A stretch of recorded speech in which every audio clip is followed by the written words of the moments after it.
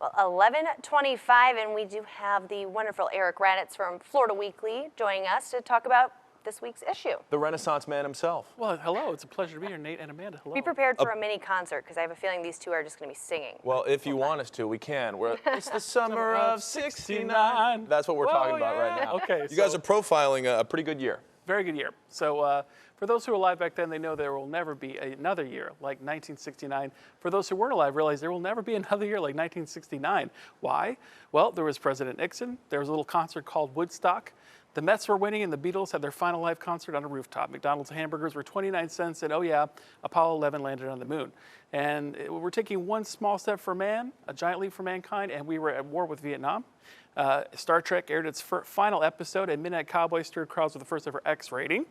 We sit down with those who were there, and we have very interesting memories of what it was like for them, with great photos for you to take you back in a time we will never see again. Man, 29 cents for a burger. Get me some of that. And I think, again, gas was 35 cents. Wow. Imagine. I mean, if we could have been there during that time, because I don't think any of us. Not were even there me, and I think I'm the oldest here. Well, speaking of age generations, we're talking about millennials, which that is what Nate and I are, and how we spend. I didn't know it was different than other generations, but you guys profile it. We profile, and if you're a business, you need to pay close attention to the millennials because they are changing the way businesses do business. And so we get into a little bit how they, as a consumer, are shaping the future of businesses. For example, we take a look at how a few things to consider if you want to get their attention. Big purchases happen virtually. They're very brand loyal. They let everyone know about what their buying experiences on social media. It's a great read as we consider this generation, your generation, that is taking over businesses. All right, well, even though we are millennials, I know I personally have a taste for older music. I love Bruce Springsteen, but we're going further back in time. We're talking about the Beatles. I love them too, Led Zeppelin, and some great music that also came out in 1969. And we're celebrating it, and some would say that this music has some of the most creative music of all times.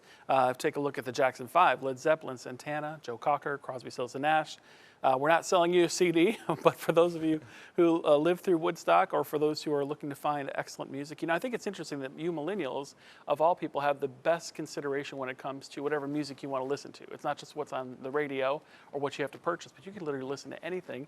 And a lot of millennials are finding that the music from former generations are proving to be their favorite music, despite them being millennials. And I'm pretty sure that you agree with that. Yeah, once you're introduced to it, it's great music, and it's the type of music that isn't really made anymore. So you can enjoy the old stuff and then also enjoy the new stuff. And real quick, top picks. Top picks, if you're not sure what to do, we have a calendar and a full listing of events that's happening in town.